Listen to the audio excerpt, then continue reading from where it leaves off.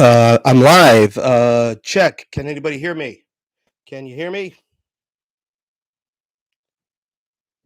Respond if you can hear me. Check, check.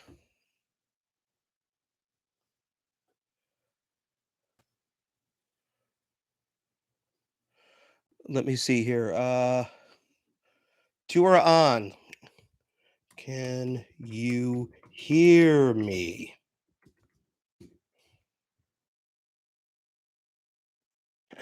Hey, hey, Mitch. All right. For the two that are here, this is my first YouTube live.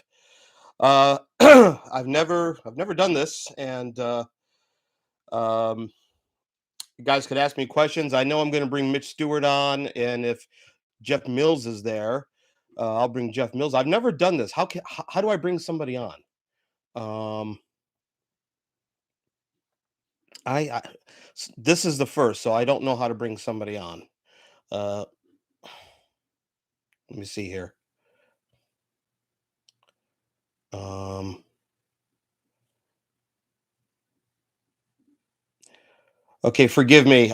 This is my first time, so I know some people wanted to come on with me. I don't know how to do that yet. I guess I should have researched that. So um, hopefully I could bring people on. Let's see here. Um, if anybody out there knows how to bring people into this, let me know. No idea. Thought you knew. I thought it was going to be that easy. So, um, hey, if I can't bring you on this time, man, I'm gonna try and do this every week. Hey, should I call you Jay or by your real name?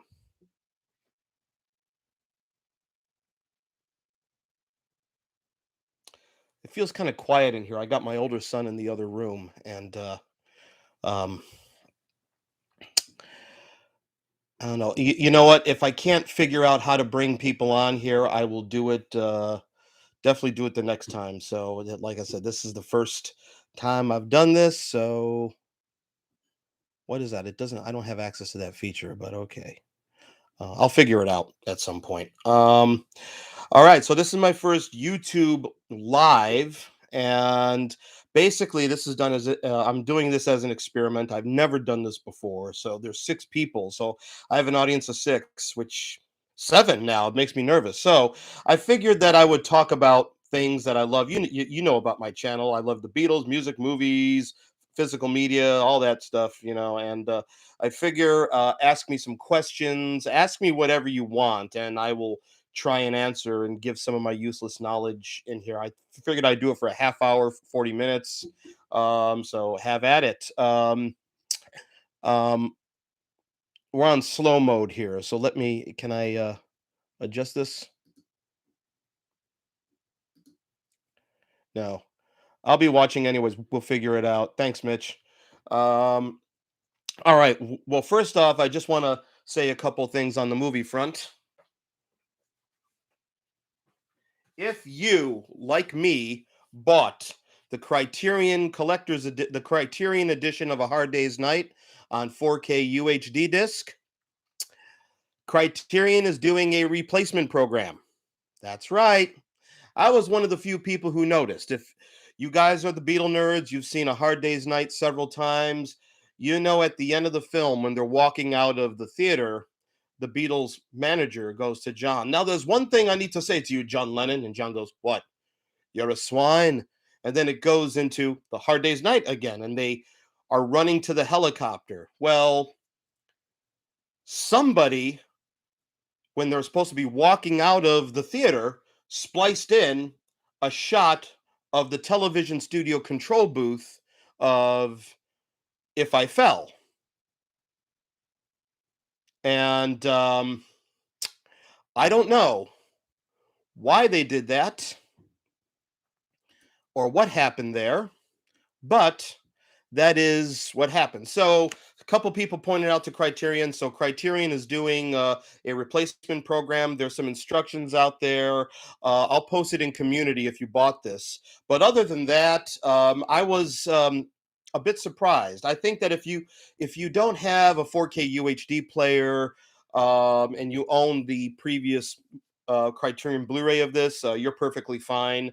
It's neck and neck um, with the Blu-ray, and the Blu-ray is a 4K transfer as well. But honestly, it's really good. I do think in some scenes the Dolby Vision HDR makes things very pronounced. I like the fact that I'm able to see lint on their suits now, which I find interesting. So, other than that hiccup on the disc here, hey Gene, other than that hiccup, is perfectly fine. But the replacement discs they said should be available in March, so I'll be sending my back. How many movies do I own? Have I ever counted them? No, I haven't. Um, Gene is an old friend of mine from Chi Town. Are you surprised I'd never counted them, Mitch? Or are you commenting on a hard day's night? I got this thing on slow mode and I don't know how to take it off. So there's probably a delay from when I'm seeing your posts here. So bear with me. It says send a message every send a message every 1 minute. Let me see if I could change that somehow. Is there a way to change it? Um I guess not. Um I guess not. This is my first time doing this, so hey, I apologize if I'm getting your messages kind of late. It's on slow mode and I can't change it midstream. So, but yeah, I've never counted how many movies I have. I have a lot. I mean, I didn't show you. I got a thing over here on the side of movies, and I got some in my closet and up there. I need to reorganize it. Oh, you saw my message right after I posted it. Okay, good. Um, but I do have quite a bit, and like I said, my film snobbery has gone down to the point where I'm getting things now that I never got. Let me just stand up for 1 second here. So take a look at my chair for a minute while I walk to the other side of the room and get a couple things.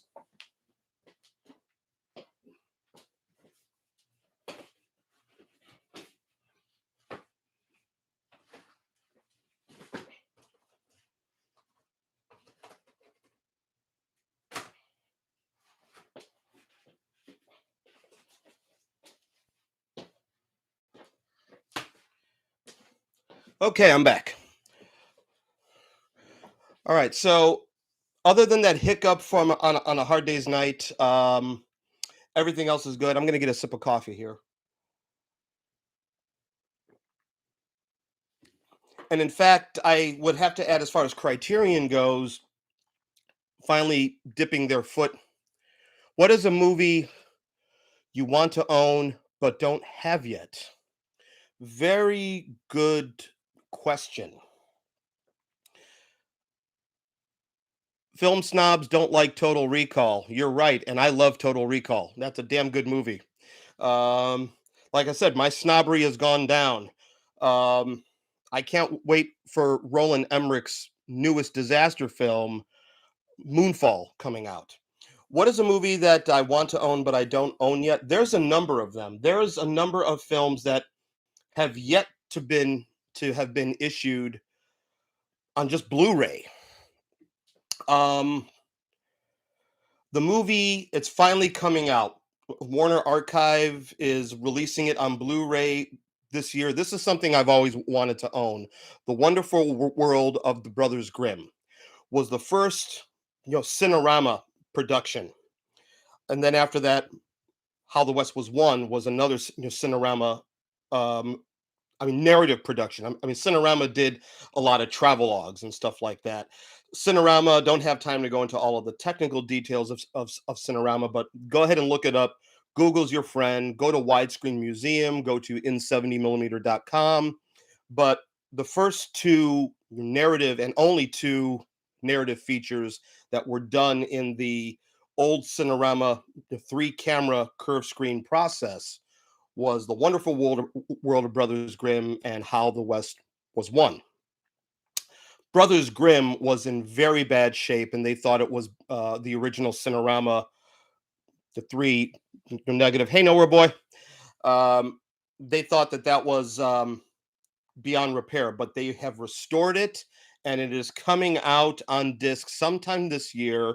And they're going to have a smile box presentation where it curves out like the original Cinerama screens would. They did that with How the West Was Won back in 2008, which I thought was very good. So I'm excited for that. That's a film that I've wanted to own that I've never owned. There's a couple of concert films, rock concert documentaries that came out in the 70s that I've seen that have never been released on home video in any shape or form. One of them I saw on VH1 when VH1 was showing concert films. It's called, Let the Good Times Roll. Are there any movies you'd like to own that have only been on VHS? Uh,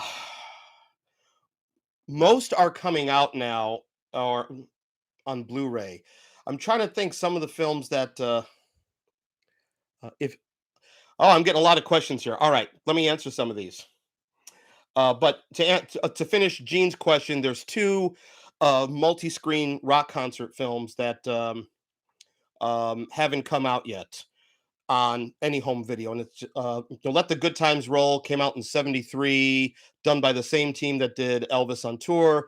It's about a rock and roll revival concert that has Chuck Berry, a little Richard, Bill Haley in the comments, Chubby Checker.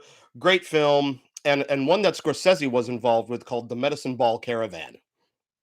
Both of those have been unavailable. I would like those released. Okay. Are there any movies that I'd like to own that have only been on VHS? I really can't think of any offhand, Mitch, but that is a good question. I'll have to get back to you on that one. If I was given a budget with no ceiling to make and direct a short film, who would be your all-star cast? Wow. Well, first off, I want people who are going to act. I don't want a lot of big movie stars, but my all-star cast would probably be, and I'm assuming that this is dead or alive. So I would probably have my lead actor be, oh, oh, this would be a great cast. All right, James Garner and Steve McQueen, right there. James Garner and Steve McQueen. This would be a badass car chase film. James Garner, Steve McQueen. I would have Zendaya in there somewhere. I think she's phenomenal, especially if you have seen her in Spider-Man: No Way Home and in Dune recently. I love Zendaya. I would probably put Christian Bale somewhere in there. He's a method actor. I love what he does. I've loved him ever since I saw him in Spielberg's Empire of the Sun. Um, and that's all I could think of offhand. But I would love to see. Um, oh yeah, James Garner, Steve McQueen. Um, let's get the buddies in there. Okay, James Garner, Steve McQueen, um, Paul Newman and Robert Redford, and DiCaprio and Brad Pitt. There's a movie. There is a movie right there. Let's just have them in it. What could it be? I don't know, but that would be an awesome cast right there. All right, the next question. Do you think Mickey Dolenz was a good drummer? Yes, for what he did with the Monkees, I really do think he was a good drummer. When they decided to be a band and they became a band, I felt what he did was very good. It worked in the context of what they were doing. I think on Headquarters, a great example of his drumming would probably be on Peter Tork's song, For Pete's Sake. I love his drumming on that song. He's kind of a bit sloppy on Early Morning Blues and Grays, but he definitely knew how to keep time, uh, and he has progressed over the years. The fact that Frank Zappa asked Mickey Dolenz to join the Mothers of Invention in the late '60s, when the Monkees were still going, says something. I really think that says something. How would Mickey Dolenz have fit into the Mothers of Invention? That's a what if. That's a what if. All right, keep them questions coming. Also, Brian, your tributes to both Mike and Peter help. Thank you so much. Thank you so much for that. I mean, Mike's passing was very hard. Very hard. I mean, these passings are they're coming now to the people that we grew up with and we admired, and that's hard. Charlie Watts of the Stones, that was a blow, and Peter, that was a few years ago in 2009. Peter passed and Hal Blaine passed the same year my father passed. So that was a tough year. I'm a bit more at peace at that, but I mean Mike Nesmith hit me like a ton of bricks. It really did. I was crying. Uh Especially since it was a few weeks after he did his final Monkey show.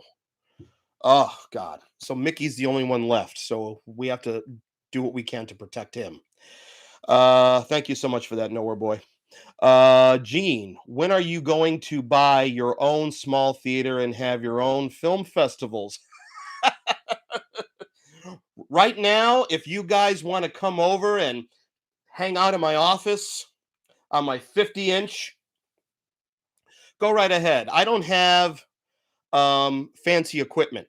I don't. Our living room has a Vizio Dolby Atmos 5.1.2 soundbar. My room here has a Vizio 55 inch. I got this beautiful Panasonic UB 820 Dolby Vision 4K player. My 5.1 system in here is THX certified. I still have nostalgia for THX, but it does the job for me right now. But yes, I would love to do that. I think I will start a GoFundMe for that. There you go. That's what I was saying, Mitch. Let's all start a GoFundMe for that. Yes, I would love to have a movie theater that does digital and projects 35 millimeter and 70 millimeter film. So that would be awesome. Which Beatles are solo? Okay, JM. Should I pronounce you by your real name because I know who you are, or no? Let me know because I know who you are. Um, which Beatle or solo Beatles album would you like to see remixed next? Um, I always said Venus and Mars needs a remix because Paul, he liked it, but Venus and Mars has a lot of compression on it to the point where there's on certain songs you lose the drums or the backing vocals. Check out the harmonies at the end of Listen to What the Man Said on that album. Paul wanted that sound fine, but that's one I always felt could benefit from a new mix. Venus and Mars. All right, I'm going in order here. I'll get to you. All right, Jeff. I will call you Jeff. That's your name because I know who you are. All right, now, which famous drummer style have you tried to emulate when playing live? Other answers besides Ringo Starr, please. Well, when I've played jazz, one of my favorite jazz drummers is um, Elvin Jones. Played with John Coltrane. He's a guy I really love. Another one has been Jack DeJohnette, who played with Miles, especially when Miles um, went electric. But I like what he did on Freddie Hubbard's albums on the CTI label, especially on oh, I can't think of the name right now, and I'm staring at the CDs across the other room there. But Jack DeJohnette is a good drummer. He's somebody I tried to emulate. Jeff Tane Watts, who used to be with Branford Marsalis, he's another drummer I tried to emulate. Hal Blaine on the pop stuff. Hal Blaine, 60s, West Coast, one of my heroes. He's somebody I definitely tried to emulate when playing pop stuff. Love that guy. I miss him. I got to meet him at the Fest for Beatle fans when he was in LA. Had my picture taken with him. It was like meeting a god. It was like meeting Jesus, or if you follow Hinduism, it was like meeting Krishna, as George would say. Just there's a picture of me and little Harrison together with Hal Blaine. It was just like I got to shake hands and meet Hal Blaine. How awesome was that? The guy who played on Mamas and Papas records, on Beach Boy records, um, you name it. He was on it. If it was from the 60s and the West Coast, he was on there. All right, what's next one? GoFundMe. Do I think the monkeys could have done the monkeys and Elvis could have done movies together? Uh I don't think so. Elvis was in a different bag. The monkeys, I think, could have done another movie after Head. Um, um, whether they wanted to or whether it would have been good is the question. Elvis, if we talk about Elvis movies, that's an interesting topic all in itself. I felt Elvis movies, pre-army Elvis movies, had a grit to them.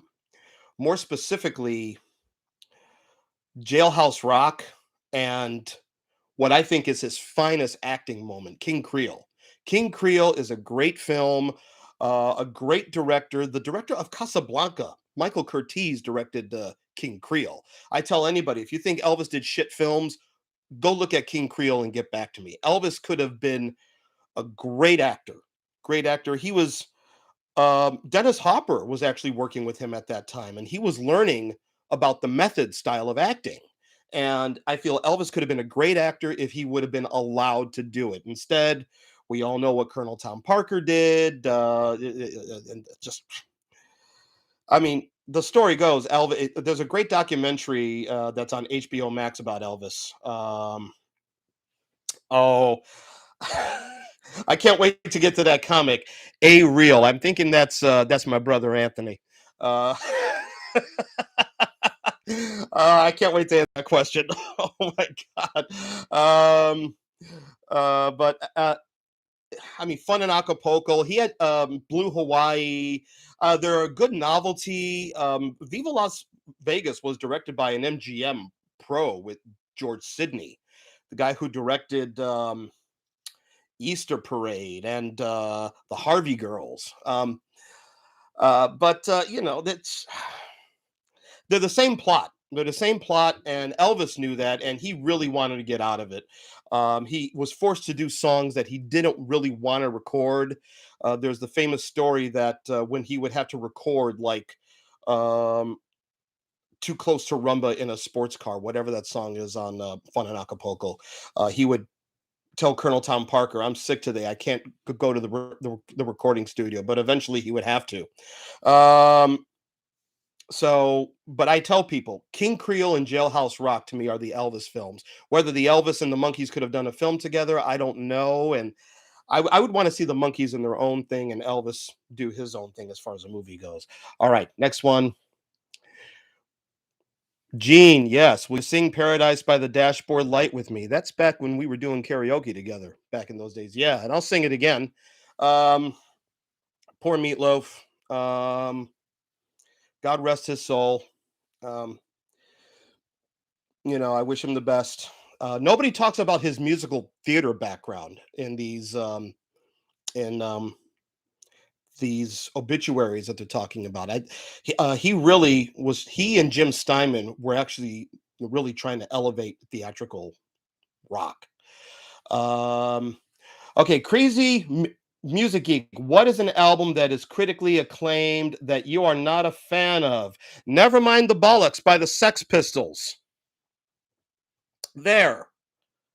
I'm gonna say it right now. I love punk, but I think the Clash and bands like Wire run circles around those pissants. You want to talk about a manufactured group? I'm gonna go on a rant here. You want to talk about a manufactured group? Everybody talking about how the Monkees were manufactured. Sex Pistols. They were put together by Malcolm McLaren.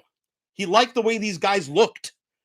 He saw he saw Johnny Rotten with I think he had an I Hate Pink Floyd shirt on. And he was like, I want you as the leader of my band. Um, I'll talk to you later, Gene. Peace and love. I love you.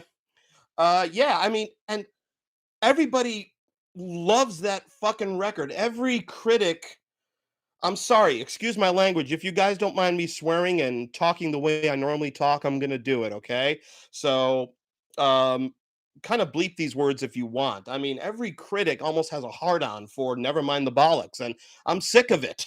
I'm sick of it. Um, but yeah, never mind the bollocks. And I said that without missing a beat. Okay. Do I enjoy Fred Durst's work in terms of directing? Also, do you think Limp Bizkit is making a comeback?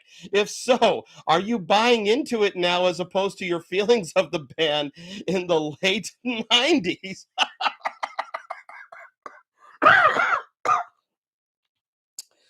Uh, I'm more into corn now than I was back then. Okay, I like corn now, but uh, I mean, I can't get. I don't know. Limp Fred. I will say this: an old friend of ours wanted me to do a discussion on Woodstock '99, and I will say, as much as those testosterone, I mean. I'm gonna slightly go off topic here, so you're gonna hear me segue and stuff. Um, what I will say is that first off, you can't recreate 3 days of peace, love, and music. That was something spontaneous that happened in '69. Okay. But I will say, when you see Limp Bizkit doing break stuff and you see 300,000 of these drunken frat boys and girls jumping up and down and crowd surfing on a wooden plank, that is a Woodstock moment. I mean, when you see this swarm of people jumping up and down and give me something to break, yeah, I would say that is a Woodstock moment. But what do I think of his directing style? As I don't actually. I think Limp Bizkit is making a comeback. I actually, when I watched the live stream of their Lollapalooza performance, um, I gotta say I was digging it. I was actually digging it. I was shocked at how much I was actually digging it, but I enjoyed it. And maybe I missed something, but I was always like in the 90s, the early part of the 90s, I was and still am into Pearl Jam, um, more Pearl Jam than Nirvana. And I think Kurt, the last Nirvana album, In Utero, is a lot better than Nevermind. And I think Kurt's best work was still ahead of him. My opinion, but I was more Pearl Jam, Smashing Pumpkins, Soundgarden, definitely Nine Inch Nails. How he went from artists like them and Sarah McLaughlin and the singer songwriters. How we went from them in the 90s and how we went from Black Hole Sun, won't you come and wash away the rain, to all of a sudden somebody wants blah blah blah blah. How we went from Soundgarden to Smash Mouth in the alternative rock world. That's something I don't get. Am I buying into it now as opposed to my feelings of the band in the late 90s? Yeah, maybe. Yeah, maybe. Uh, Jeff, what is a band or artist not in the Rock and Roll Hall of Fame that should be in? Jan and Dean. Jan and Dean. Three Dog Night. Three Dog Night. Jan and Dean, Three Dog Night, Emerson, Lake and Palmer. Um, there's so many. Uh, Needless to say, the Monkeys. But how would you do that? That is complicated. But the reason why they're not in, because of Jan Wenner and his bullshit, is crap. Um, but definitely Jan and Dean. Why are Jan and Dean not in there? Jan Berry was just as much of a genius as Brian Wilson. Kiss is already in there, Mitch. Jan, I mean, listen to those mini symphonies. Dead Man's Curve. They should be in the Rock and Roll Hall of Fame for Dead Man's Curve alone. Come on, that is an epic. They do so much in 2.5 minutes than most artists can do nowadays in 4 or 5. I mean, seriously, the Box Tops and the other band Alex Chilton of the Box Tops formed, Big Star. Both of those bands should be in the Rock and Roll Hall of Fame. And since the both of them were led by Alex Chilton, yeah, Alex Chilton should be in the Rock and Roll Hall of Fame just because of the way he sang, too. How he could go from "Give me a ticket for an aeroplane" to all of a sudden "Rock and roll will never die." Same guy, two different vocal styles. When I heard Big Star and realized that's Alex Chilton, the guy who sang "'Cause my love is a river running so deep," I was like, whoa.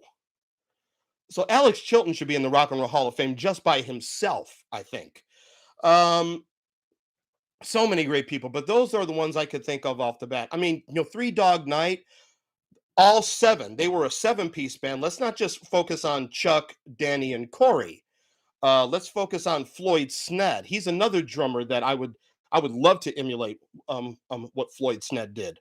Um, Michael Alsop on guitar.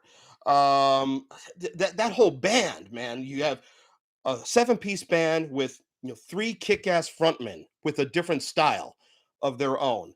Yes, they didn't write a lot of those songs that were hits, but they did the arrangements, and in most cases, they did the definitive versions of those songs. To quote what Chuck Negron said to Harry Nilsson, Chuck Negron was out at dinner in LA and he ran into Harry Nilsson.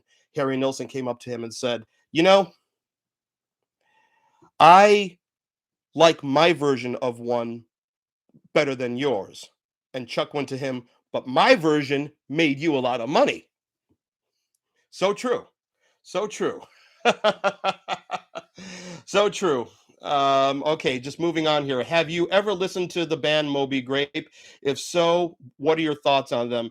Good question, crazy music geek. And I'm ashamed to admit this. Please don't hate me. I haven't listened to Moby Grape yet. They're on my list. Every time I'm in a record store, I'm holding their records in my hand and I put them back. That's a band I need to check out. And as much as I hate to say this, I'm going to look on Apple Music this weekend. Um, yes, streaming music is the death of me, but that's how I'm going to have to do it. So um, I promise I will listen to some Moby Grape and get back to you on that. Okay, Alan. Okay, Alan. Hi, Alan. Let's see. I'm 66 years young and love music, and of course, my tastes range from the Beatles to Led Zeppelin, but mostly love 60s and 70s and all good classic rock. But lately, have arrived at the party late and discovered. Did some of your message get taken off there? Um, Arrived at the party late and discovery. Okay. Um, what's your thoughts on Paul McCartney's ballroom dancing video from "Give My Regards to Broad Street" movie? I love it. Everybody's down on "Give My Regards to Broad Street." Everybody is down on that film. And is it a great film? No, it's not. I mean, I kind of think it's lazy writing when people go the whole "it was all a dream" route.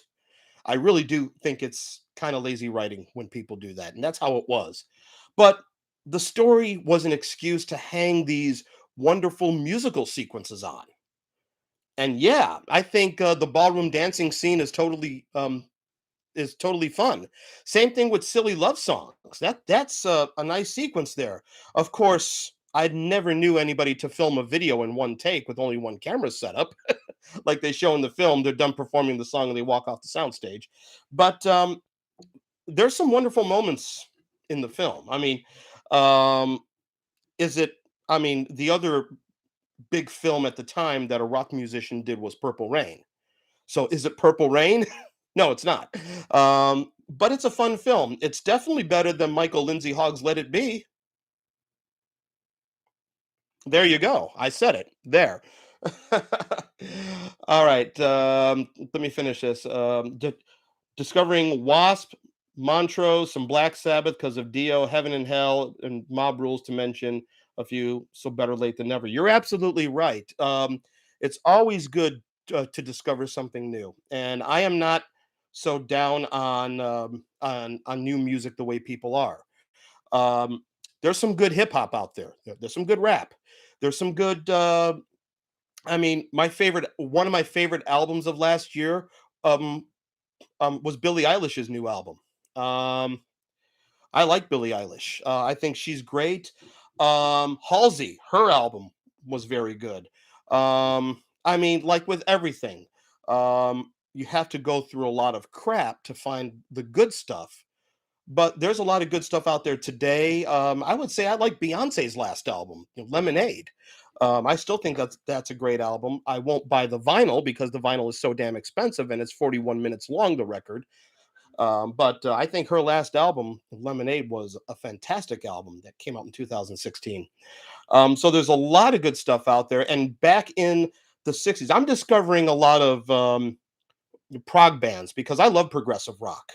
Punk didn't kill progressive rock, people. Let's get that straight. Punk didn't kill progressive rock, and prog rock still has influenced a lot of different things. So in the recent years, I finally discovered Gentle Giant because of my love of Steven Wilson, and he had done some remixes of their last albums, new stereo mix of their first few albums. Excuse me, 5.1 surround mixes, and so I discovered Gentle Giant, and that's a nice discovery. I have no shame. I am a proggy. Okay, there you go. Uh, I would like to formally announce that Brian, Jeffrey, and I will be introducing our new Ruddles cover band in the near future. Okay, my girlfriend wears. Um, yeah, that's actually pretty good, Nowhere Boy. I actually like. Paul wears a leather jacket in the film at time. I think it's a leather jacket. Um, and he was vegetarian at the time, so I don't know unless it was the pleather jacket. I don't know. Hey, Brittany. Um, yep, love discovering new music, and if you look and put the time, it is out there. So true, so true. That's why I tell people new music. When people are down on the new music, I'm like, no, you have to look for it. You have to look for it. Brandy Carlisle is good. I love Casey Musgraves. She's good. Actually, Lord's new album, I haven't bought it yet, but I heard some songs from it. Is really good. And dare I say it? Dare I say it? I liked Adele's new album. I got it on vinyl down here somewhere. I like Adele's new record. It's more personal for her. And unlike the depressing stuff that she did, the sort of self pity, she's kicking ass and taking names on this record. So that's what I liked about it. I like the production of it. So I like that record. And last year I liked was it last no actually 2020 I liked Taylor Swift's Folklore. I felt that was I like the maturity of Taylor Swift now and the direction that she's going. People want to get down on her. I think she knows what she's doing, and she's a smart girl, smart lady. Um, Let me take a sip of coffee. So, in case you people don't know, Get Back is coming out on Blu-ray next month, February 8th. I pre-ordered my copy. I don't know if they're going to have extended scenes, but what Peter Jackson had said was Disney told him that extended editions don't really sell anymore.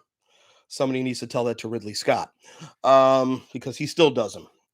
But surprisingly, it's going to be a Dolby Atmos track. So there's more to life than just the Beatles. Because although I'm a fan and have been since '64, I don't live for the Beatles.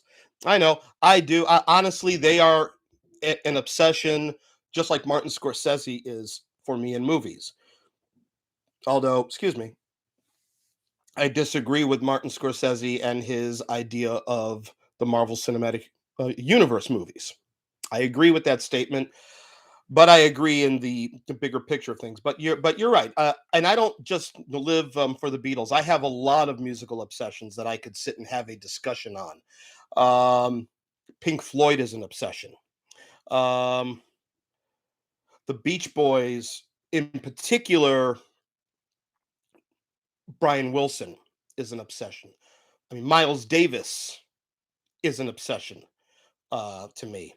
John Coltrane, I would say Herbie Hancock, the whole jazz. And then on the other side, there is I never talk about classical music on my channel. I Every year I go through a phase where I listen to nothing but classical music. I did a video some years ago on how I buy classical music, and I follow labels.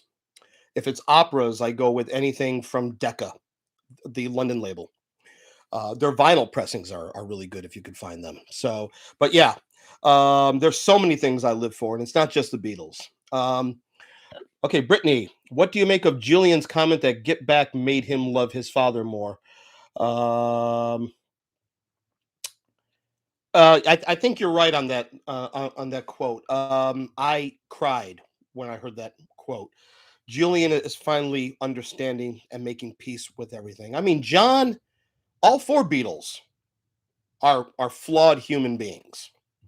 And as far as the people that I admire in life, be it music, movies, history, authors, um, artists, dancers, choreographers, I mean, the whole gamut of the arts, all of my, um, the people that I admire are flawed human beings. And I embrace their flaws. John, we know he was basically an absent father to Julian. That doesn't make me love him any less. To me, it means he was human. And if any of the people that we admire could overcome their flaws and learn from them as he was, that means that we can all do it. I mean, believe me, um, we as human beings evolve all the time. We acted and thought one way at some point in our lives, and we have progressed even further in our lives, and we're constantly developing. And that's John. I mean, George, his infidelities. I mean, peace, love, Hare Krishna, material world, while I'm swapping girlfriends and stuff like that. I mean, it there was a lot of things that caused Patty to eventually leave. It wasn't just Eric Clapton's love. Um, a lot of things we know. I mean, Paul has his issues, and Ringo had his issues. So they're all human.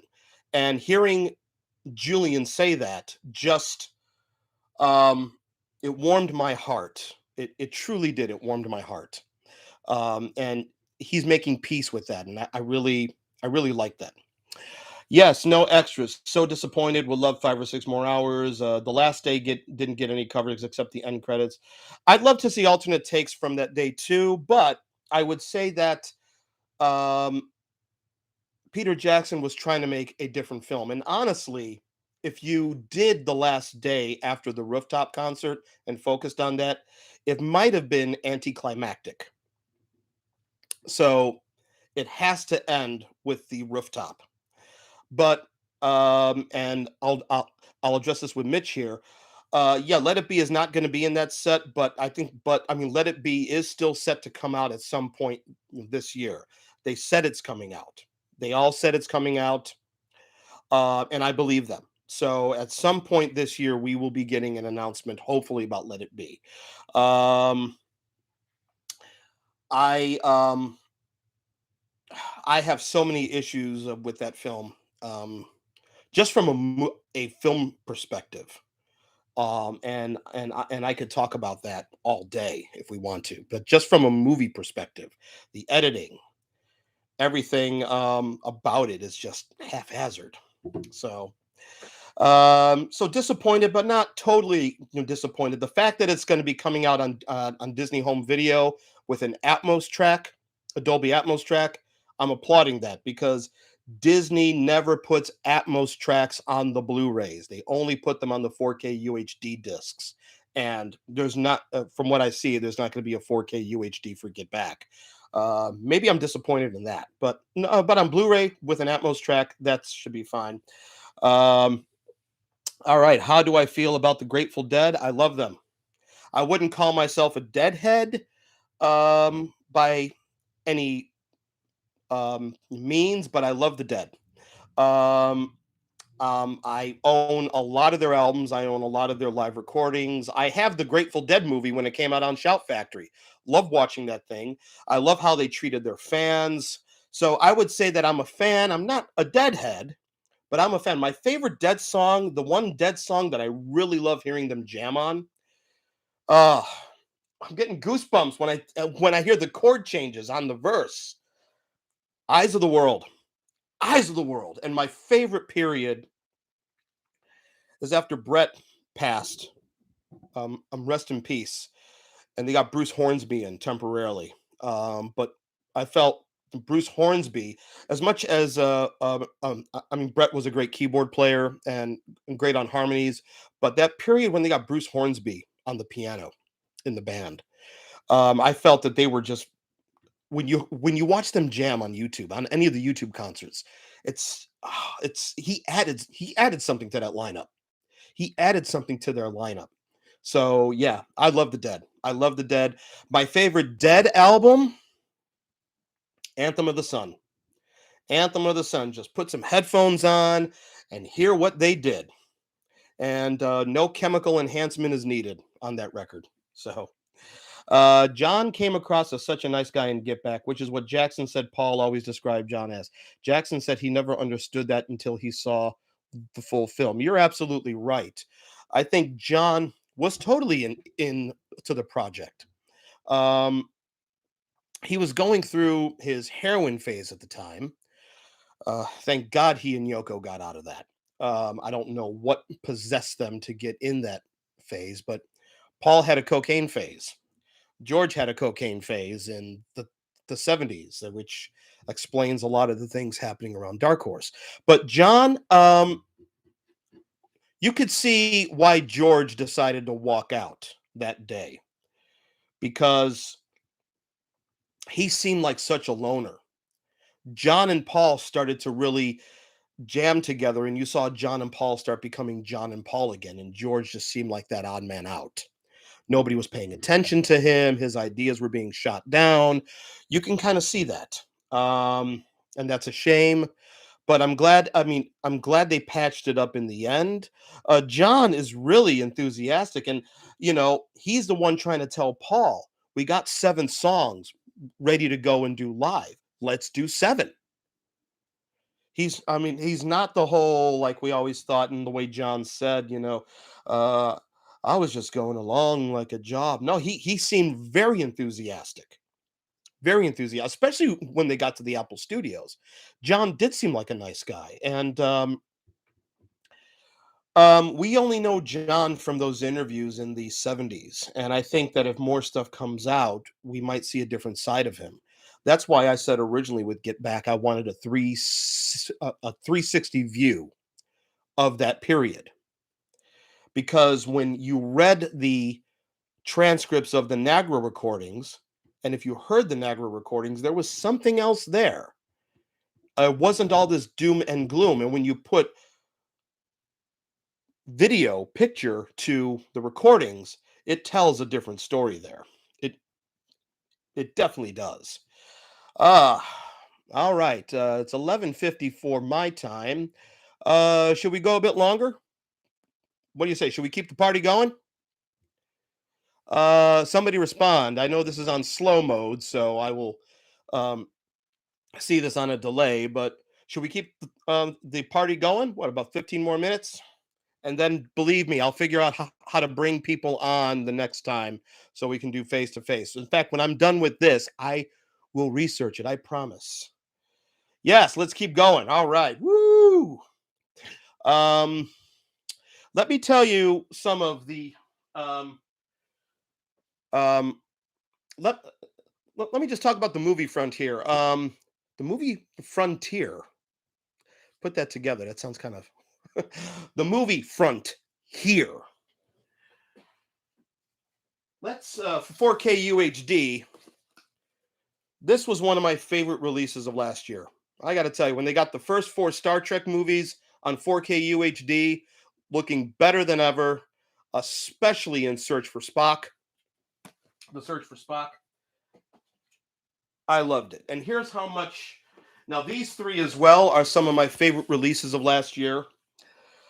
Three Dario Argento horror films released on Arrow. Anybody see these? The bird with the crystal plumage, the cat of nine tails, deep red. What I mean, my snobbery has gone down. If you asked me 10 years ago if I was into horror films, I would say, no, I'm not into gore. Now I'm like, bring on the gore. I want to see heads coming off and zombies eating brains. So, what else can we talk about here? All right, let's keep the party going. Somebody bring something up.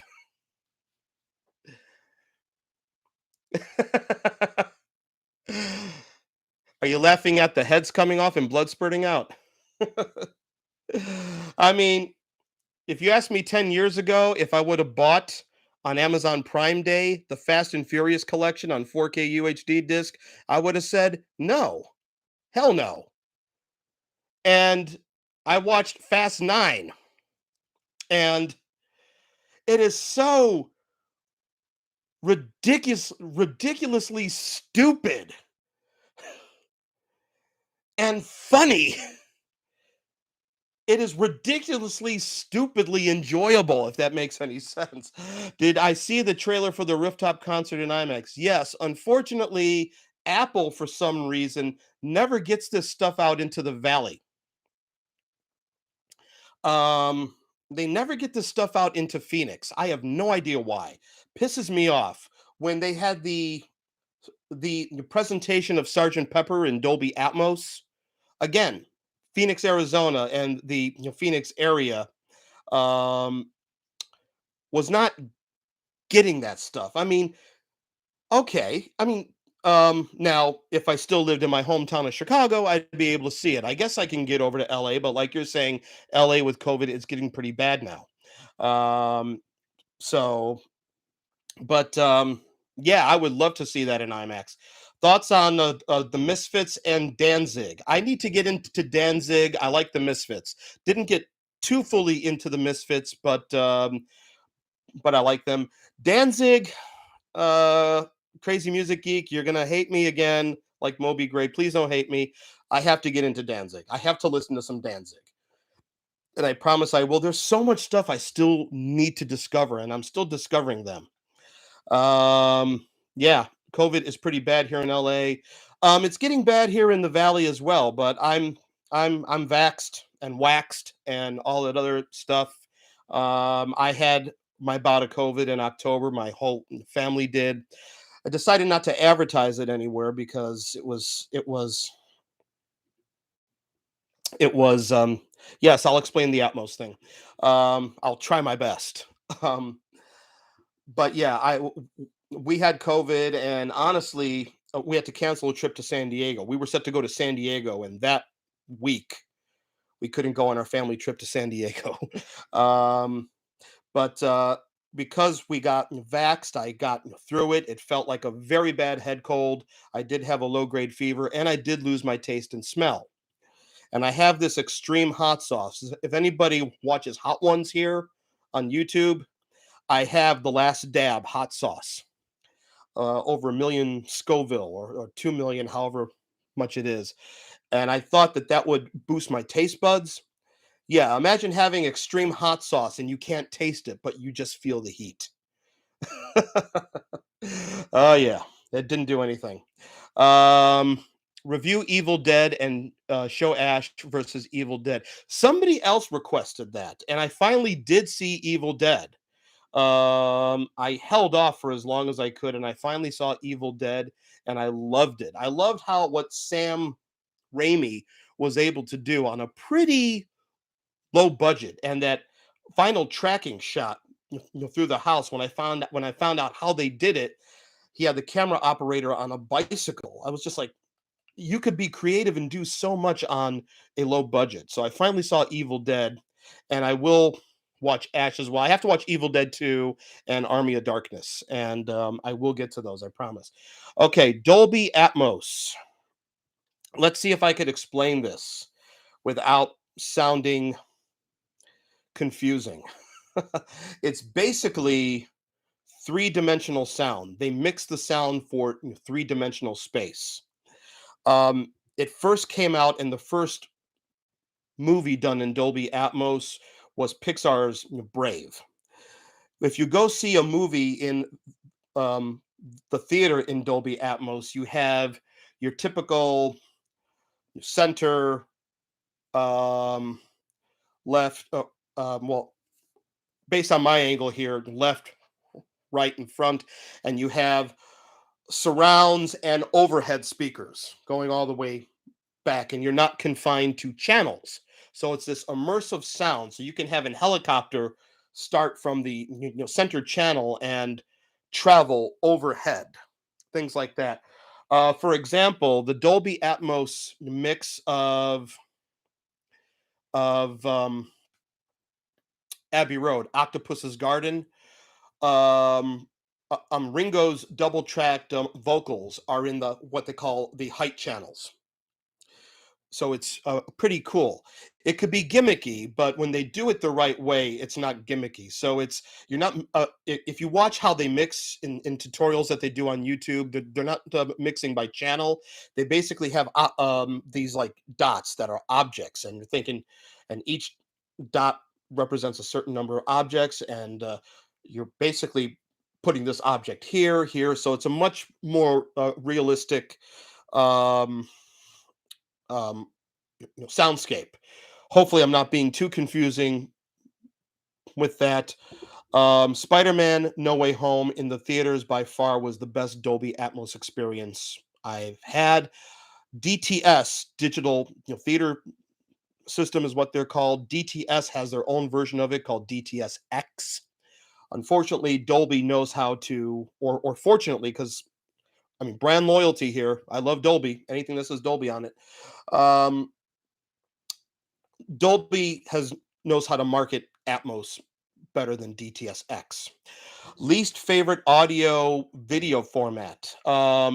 As far as audio, do you mean like Dolby, DTS, that sort of thing? And video like 4K, Blu-ray, DVD. I'd say um, my least um, can a home system handle that, or do you need a special home setup? If you have a traditional 5.1 surround system, the height channels will get folded into the other 5.1 channels. It's through a Dolby. The Atmos is actually metadata. So if you have an Atmos system, it will decode those height channels. But if you don't, it will just get folded into the 5.1. You'll still get an immersive track, but the extra detail on the heights. I mean, in this room, I have a 5.1, so I can't afford to go out and get overhead speakers. Not yet, but if you do that Kickstarter campaign, as my friend Mitch said, um, yeah, I'll get a true Atmos system. My friend Aaron actually has one, and he and I have a date to go over his house and watch Oliver Stone's The Doors on the 4K disc of that with the Atmos sound, and he's got the overhead speakers and all that stuff. So that's how I want to hear it. So yeah, you don't need a special setup, so you could play it on your normal 5.1. But if you really want to, but I mean, a Vizio makes a 5.1.2 or a 5.1.4 Atmos Dolby Atmos soundbar.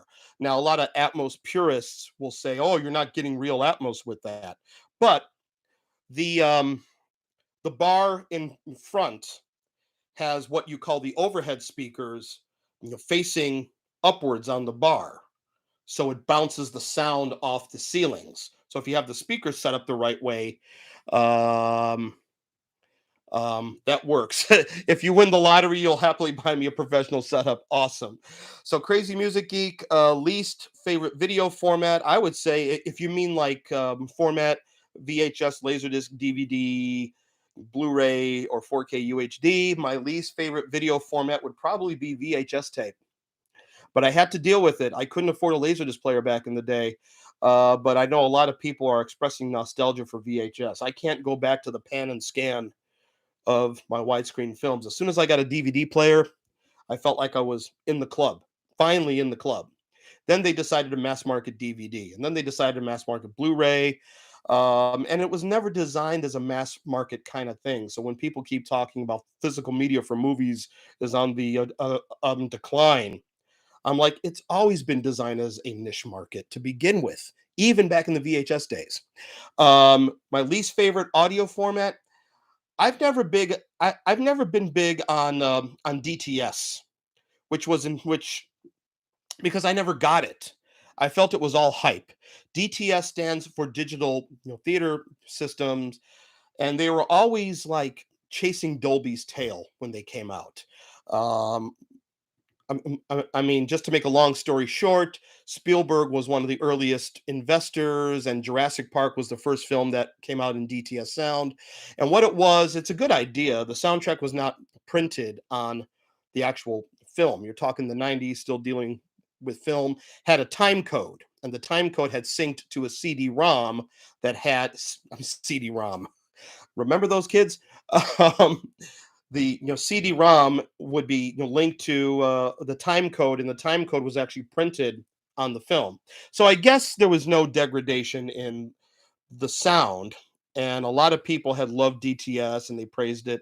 But I mean, um, it's all about HD DVD. Oh, I remember the format wars. God, that's why I didn't get a Blu-ray player right away. I was trying to see which format was going to win out, and um,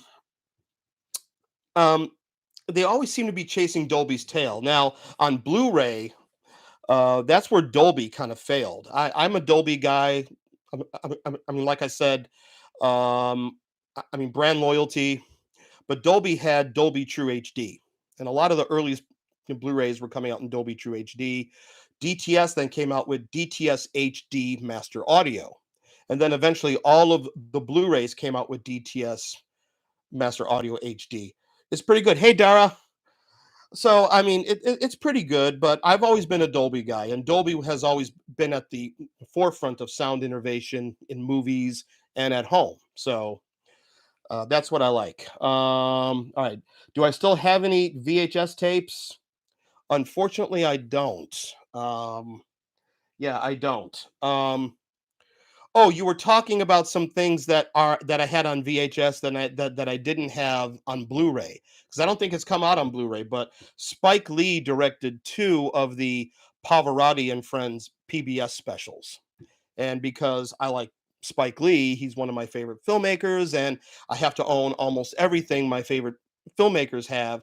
I had the two Pavarotti and Friends PBS specials that Spike Lee directed on VHS.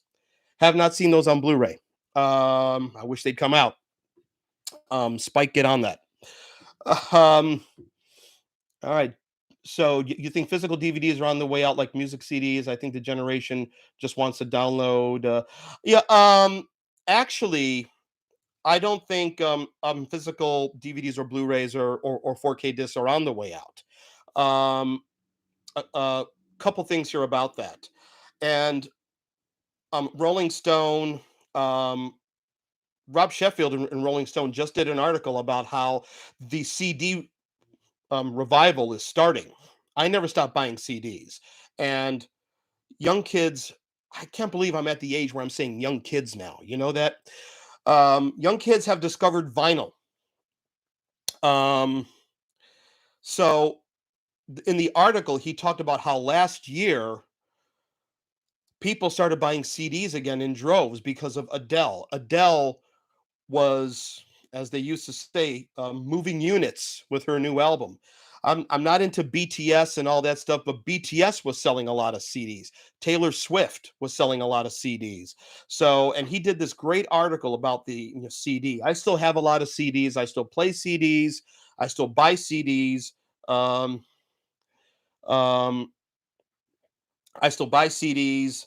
Um, I remember where I was because I wasn't buying vinyl then. As far as new stuff, I was buying used stuff on vinyl. But I remember where I was when I bought McLaughlin's "Fumbling Towards Ecstasy."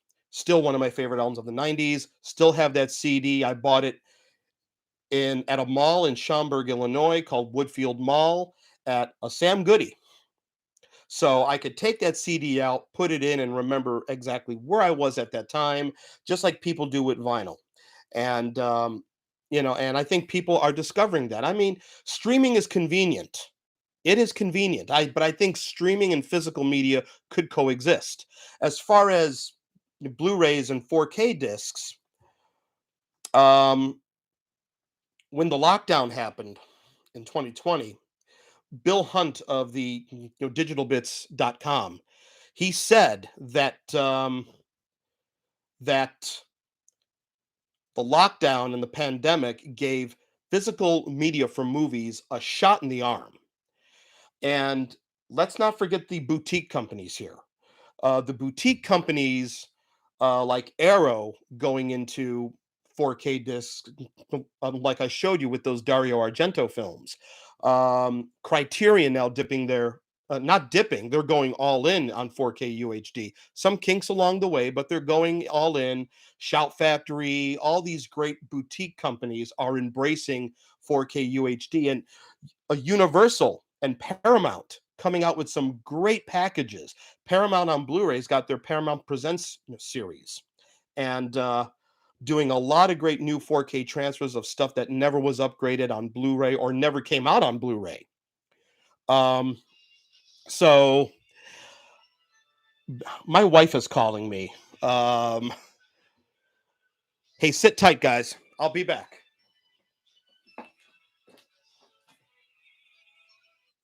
Hey, I'm doing a YouTube live.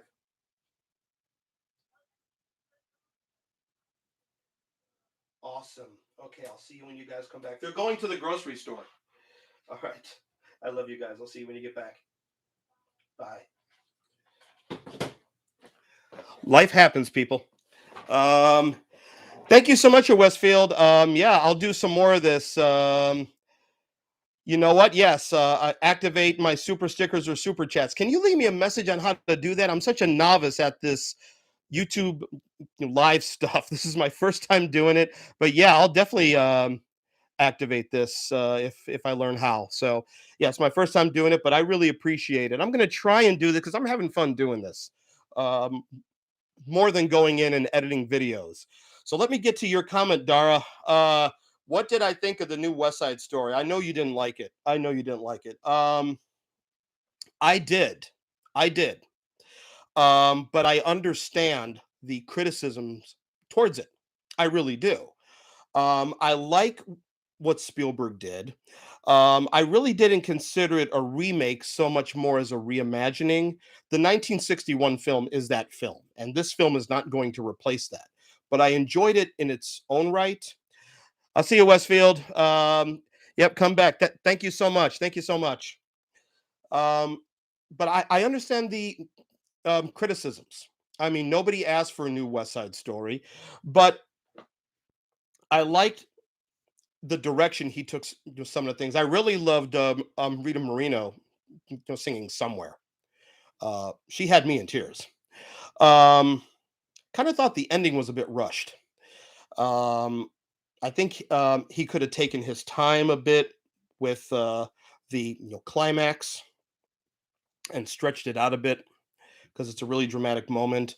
But overall, I enjoyed it. I liked the the way the musical numbers were staged. The way um, America was done. Yeah, too much violence. I can see that. The way America was staged out in the streets, and they go into that they start out a medium shot with everybody, and in one shot they go to a big panorama and then into a close up, and that was not CGI. That was all choreographed camera work. I love stuff like that. I actually thought In the Heights was better. In the Heights um was one of my favorite films, and one of my favorite 4K releases of last year. This is a reference disc, by the way. Um, but to me, Tick Tick Boom, as far as a musical, Tick Tick Boom, which had um, a brief theatrical run, and that's so sweet. Somewhere was your parents' wedding song. My parents' wedding song was "Make It With You" by Bread. That's how far back that goes. um, but Tick Tick Boom for me had everything, and Lin Manuel Miranda directed that. His first time directing. Um, it really told me what Jonathan Larson, the guy who wrote Rent, was all about, and it really made me appreciate Rent in a way that I hadn't since the '90s. Rent made me fall in love with musical, theater. Rent made me want to do musical theater. When I saw it twice, bought tickets, sat in decent seats, and I dressed up, and then I realized, what the hell? People are camping out to get the $20 ticket. Cold winter day, I went and camped out in Chicago in the morning so I can get the the lottery tickets and sit in the front row. Great way to see it when it was in Chicago. But that made me think like, shit, I can do this. I went to a fine arts high school. I was a music major. Um, so that really put that in me. And I wasn't in New York, but I realized Chicago at the time had and still does have such a vibrant arts community that New York does, and I was embracing that sort of lifestyle in Chicago in the late '90s. I took advantage of the city I lived in too late. That's a different story altogether. But uh, Tick Tick Boom, I really loved, and the Sunday brunch at the diner number. Um, when you watch that, how Lin Manuel Miranda was able to pack so many Broadway legends into that musical number. Oh my God, Chita Rivera, Joel Grey, you name it. There, Bernadette Peters. They're all in that number. So if you haven't seen Tick Tick Boom on Netflix, uh, watch it today. Watch Tick Tick Boom. Yes, Dara, you need to see In the Heights. Definitely need to see In the Heights. So, 12:17. I've been on here a while, an hour and 12 minutes. So I'm going to wrap this up, but I really enjoyed doing this. I'm going to get better at this to know how to get people on, how to activate the emojis and all that. Uh, do, I think you would like Hamilton. I loved Hamilton, still do. Um, I think it was very innovative. I think it gave Broadway a shot in the arm, and there's a number of problems on Broadway right now. Um, there's a couple of people I subscribe to on YouTube who do great Broadway content. Um, Kathleen Steele is one of them, and they addressed what was going on Broadway with the Broadway protests that happened last summer. Um, I mean, look all that up. Um, Honestly, 8 shows a week, 8 shows a week. Two of those days are two-show days. Oh my God, that's rough. That needs to change. Opera singers don't have that. Opera singers are a day on, uh, day off, day on, day off. Maybe Broadway needs to adapt that. But yes, I do think you'd like Hamilton. Um, my favorite song in Hamilton is not one of the famous ones. Um, oh, it's okay, Dara. Like I said, this is my first time doing this, and I'm having a great time. You guys want me to ramble on incoherently? I'm more than happy to do that for you. But yeah, my favorite song in Hamilton is not "My Shot." I am not throwing away my shot. I'm young. I love that song, but my favorite song is one that comes towards the end of Act One. It's a duet by Alexander Hamilton and Aaron Burr about their children. When I saw Hamilton twice when it came out here to Arizona in the theater, I was drip, drip, drip, drip, drip. Dear Theodosia. Oh my gosh. Dear Theodosia, what to say to you? You have my eyes, you have your mother's name. When you came into my life, you cried and it broke my heart. Oh gosh. I'm dedicating every day to you. Domestic life was never quite my style. When you smile, you knock me out, I fall apart. And I thought I was so smart. You will come of age with our young nation, and we will fight for you. We'll make it right. I'm not totally warmed up vocally yet, but there we go. So, yes, definitely check out Hamilton. All right, guys, I will talk to you guys later. I love doing this. If you guys watch this on repeat, if this thing does a repeat, leave me some comments. Peace and much love to you guys. This was so much fun. I will definitely do this again, and I'll talk to you guys soon. Really appreciate you guys sticking with me. Love you all.